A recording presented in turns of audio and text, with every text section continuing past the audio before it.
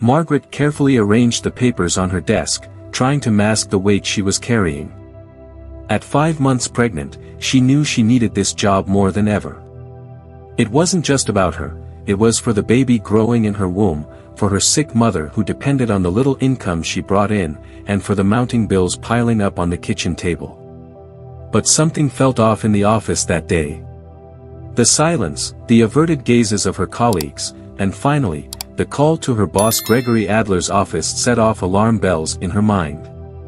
Gregory, a millionaire known for his cold demeanor and strictness, stood waiting, arms crossed, his eyes fixed on the golden watch strapped to his wrist. To him, people like Margaret were nothing more than cogs in a machine meant to operate flawlessly. A small mistake in a report was enough for him to make his decision. Without raising his voice or even meeting her eyes, he delivered the news with the same indifference one might use to decline a cup of coffee: "You're fired." Margaret tried to plead, explaining how much she needed the job, how she was pregnant and had no other source of income. But Gregory, unyielding, shut down every attempt with a simple gesture, as if her struggles had no place in his perfectly ordered life. And there, in that cold, silent office, Margaret's world came crashing down.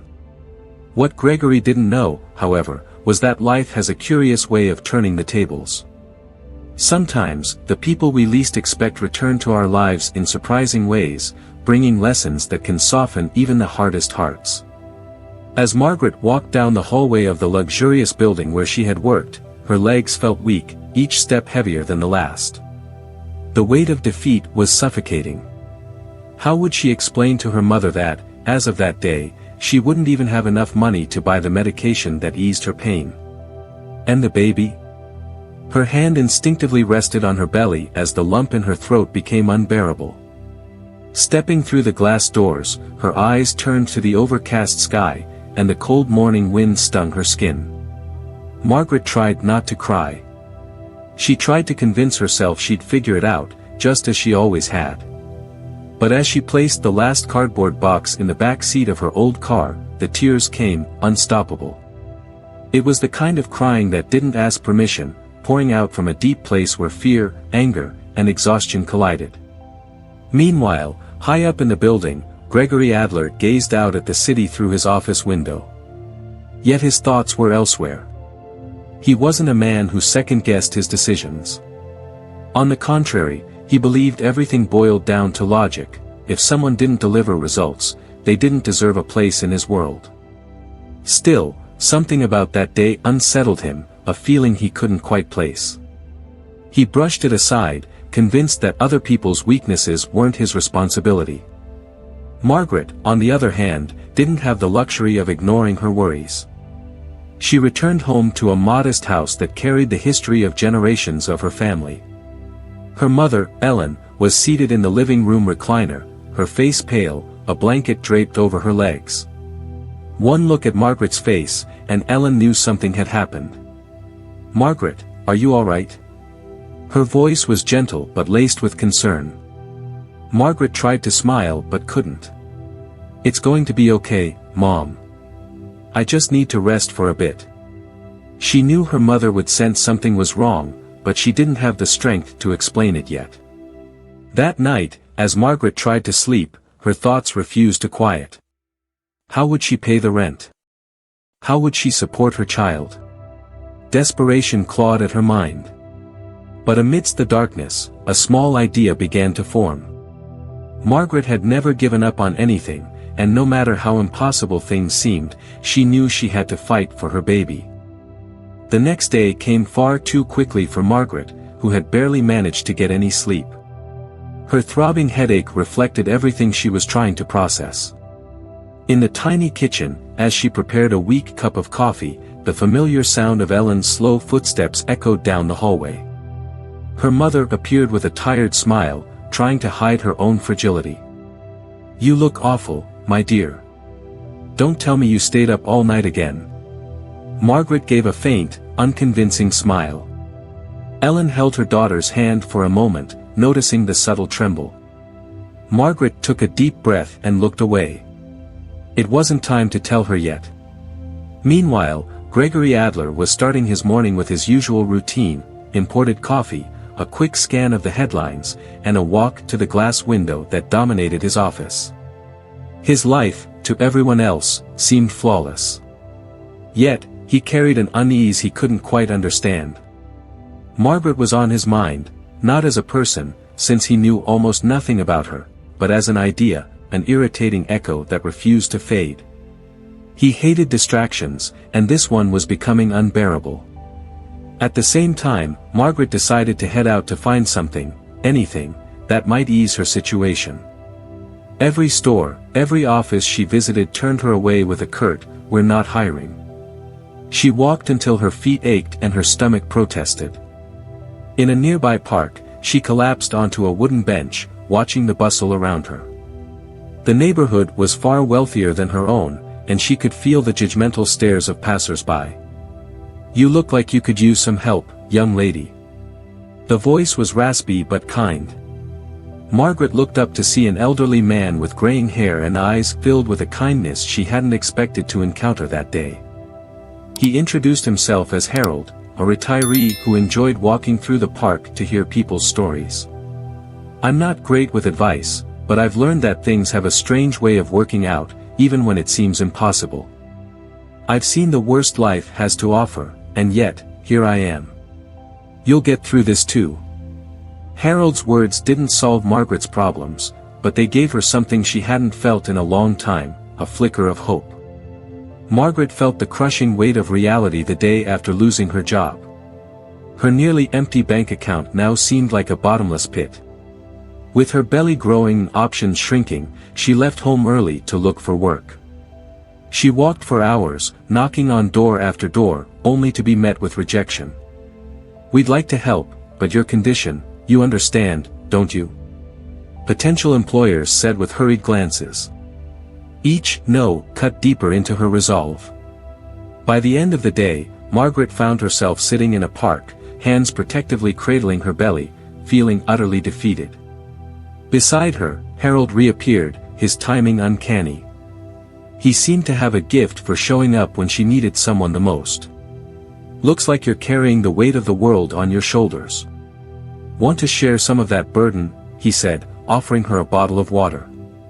Margaret couldn't hold back her tears. Harold didn't ask questions, he just listened. He reminded her that, no matter how bleak things seemed, life had a strange way of surprising you. "Maybe not today, maybe not tomorrow, but nothing lasts forever, not even pain," he said. While Harold's words sparked a faint glimmer of hope, Margaret couldn't shake thoughts of Gregory Adler. She didn't know why, but the way he had treated her lingered in her mind, an unpleasant memory she couldn't ignore.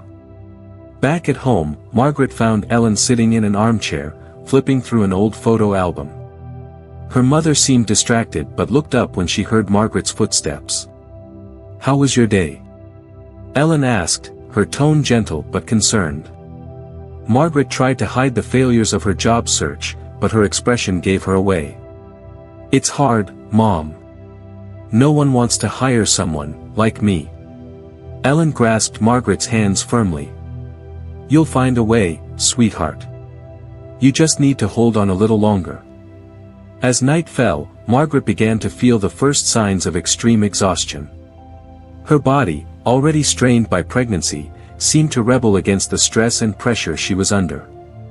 The overdue rent and mounting bills kept her awake into the early hours. Then, in the middle of the night, a sharp pain shot through her belly. She clutched the edge of her bed, trying to steady her breathing. Panic set in. Ellen, who was sleeping in the next room, rushed in at the sound of muffled cries. "We need to get to the hospital now," she exclaimed. Margaret was rushed to the hospital, where doctors warned her that she needed complete bed rest to avoid endangering her baby's health. For a woman without a job and with bills piling up, the prescription of rest felt like a cruel punishment. While Margaret faced her struggles alone, Gregory Adler seemed unshaken. His life continued exactly as he had planned, endless meetings, business dinners, and empty nights in his luxurious apartment. Yet, even with everything in order, something gnawed at him. He couldn't get Margaret out of his mind.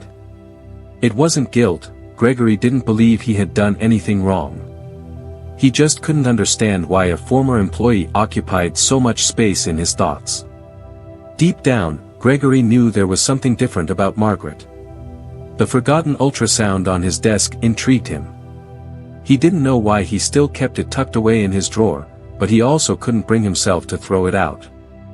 That evening, Gregory attended a charity event he participated in annually out of obligation. As always, he arrived at the gala with measured steps and a stoic expression. He didn't enjoy these nights but knew they were necessary. The grand ballroom was immaculate, filled with business leaders, politicians, and carefully curated guests. Polite smiles, small talk, and endless glasses of champagne filled the air. Each year, the event focused on a specific cause to raise funds. This time, it was for single mothers in vulnerable situations. Gregory paid little attention to the theme until Harold, the philanthropist hosting the evening, took the stage. As Gregory mingled with other guests, Harold's speech caught his attention, halting him mid-conversation. Harold, an elderly man with silver hair and a calm demeanor, began to speak. He wasn't one for grandiose orations. His words were simple but carried a weight that silenced the room. He told the story of a pregnant woman who had lost her job. She didn't ask for charity, Harold said, his steady gaze sweeping the audience. She didn't want a handout. All she wanted was a chance to work, to make a life for herself and her child. But she was discarded, without even a shred of empathy. Gregory couldn't understand why those words affected him so deeply. He tried to brush it off, but Margaret's face emerged in his mind, as vivid as the day he had fired her. After the speech, Gregory left the event early, something he almost never did. Back in his luxurious apartment, the silence felt heavier than usual. He opened his desk drawer and pulled out the ultrasound Margaret had left behind. For the first time, he realized something he hadn't considered before, that baby had a future. And he, directly or indirectly, had jeopardized it. Gregory wasn't the kind of man to regret his actions, but that night, something shifted within him. He closed the drawer, but the image of the ultrasound lingered in his mind. Gregory was not a man who hesitated. His decisions were quick, cold, and final. But that morning, as he left his apartment and drove to Margaret's neighborhood, he realized he was doing something entirely unfamiliar. He was doubting himself. His luxury car stood out starkly against the narrow streets where children played. He parked across the street and sat for a moment, observing. The building was modest, with a worn facade and small windows. Gregory took a deep breath, grabbed a bag of fresh fruit he had inexplicably decided to bring, and walked to the entrance. When Margaret opened the door, it took her a few seconds to process what she was seeing. Gregory Adler, her former boss, the man who had fired her without hesitation, was standing there, holding a bag as if it were the most natural thing in the world. I just wanted to see how you're doing, he began, his voice sounding strange even to himself. Margaret stared at Gregory in silence for a long moment. She didn't know what to say or how to react. Finally, she stepped aside, letting him in more out of curiosity than anything else. The small apartment felt even smaller with Gregory standing inside, impeccably dressed, contrasting sharply with the simplicity of the space. Ellen, seated in her armchair, glanced at him with tired but wary eyes. "You want to know how I'm doing, Mr. Adler?" Margaret broke the silence. Her voice was steady but laden with hurt. "I'm trying to pay rent that's already overdue, buying food with what little I have left, and praying every day that my baby will be born healthy. That's how I'm doing." For the first time, Gregory had no response. His eyes swept the room, taking in the peeling plates on the table, the creaky chairs, and Ellen's worried expression, everything so far removed from his world that it felt surreal. "I made a mistake," he finally said, his voice filled with a rare honesty that surprised even himself. "And I want to help, if you'll let me." Margaret crossed her arms, still trying to decipher Gregory's intentions. She didn't know if she could trust him, but she also knew she wasn't in a position to refuse help. Before she could answer, Ellen spoke, her voice soft but firm. "Everyone deserves a second chance, Margaret. Even him." The words hung in the air, echoing through the room. Gregory looked at Ellen with a mixture of respect and gratitude. For the first time, he began to understand what it meant to stand on the other side of privilege. The silence in the room was palpable, almost oppressive. Margaret stared at Gregory, her expression a blend of mistrust and curiosity, trying to decipher what had really brought him there. His words seemed sincere, yet it was hard to forget the disdain with which he had treated her. Gregory, uncomfortably fidgeting with the bag of fruit he had brought, seemed to be searching for the right words. "I know I can't undo what I did," he began, his voice steady but cautious. "But I want to try to make it right, somehow. I didn't realize how serious your situation was." Margaret laughed, but it wasn't a laugh of relief. It was bitter, tinged with disbelief and pain. "Of course you didn't. You never saw me as a person, Gregory. To you, I was just a number." Gregory didn't argue. He knew she was right. The silence returned, heavy and lingering, until Ellen, her calm voice cutting through the tension, spoke. "Margaret, you need to decide if you want to hear what he has to say. Not for him, but for yourself." Margaret took a deep breath.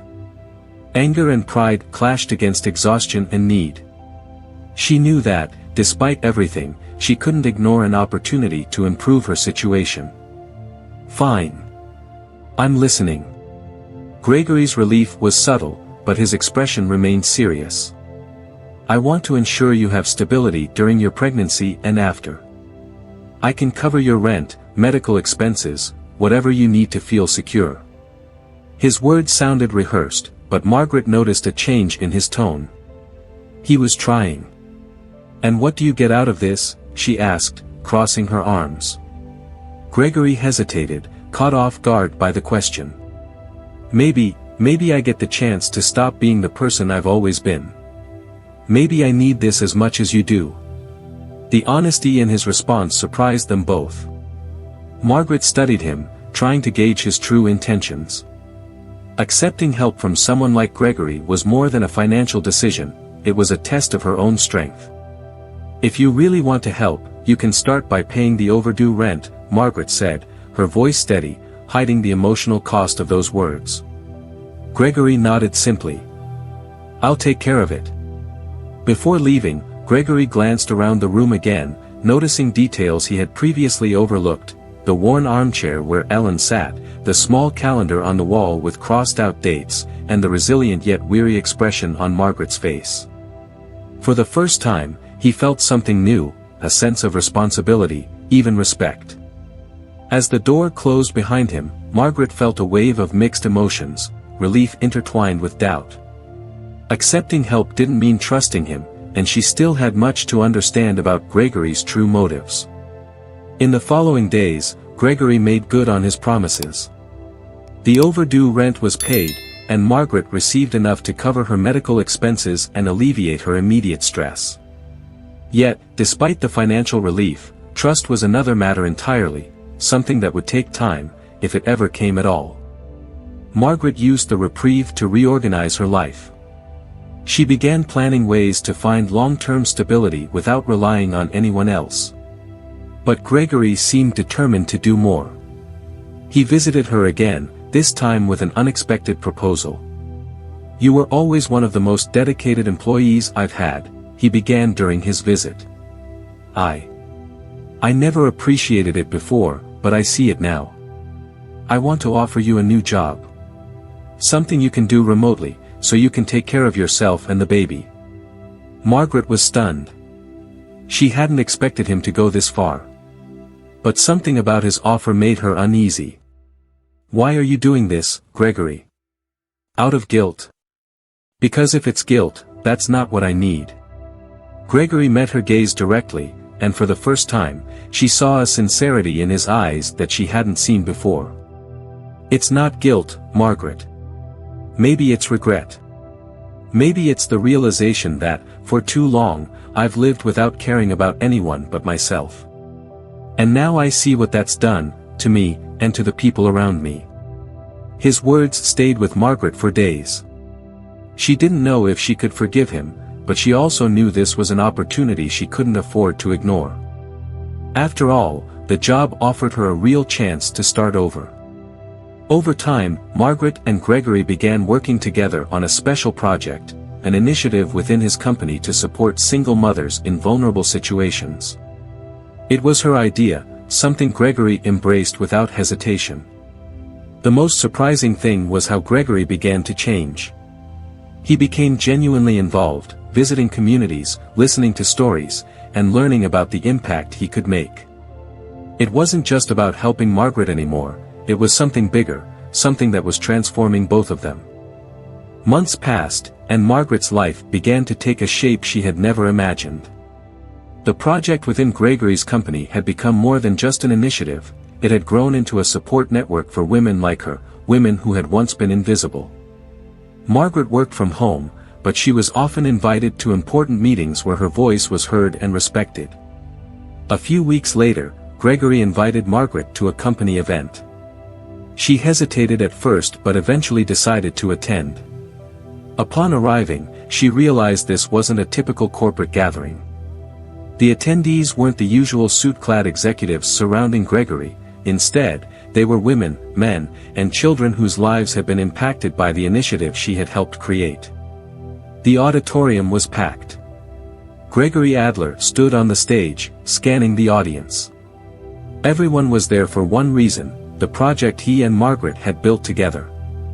Today, Gregory began, holding the microphone with more nervousness than he expected. "We're not here to celebrate profits or corporate achievements.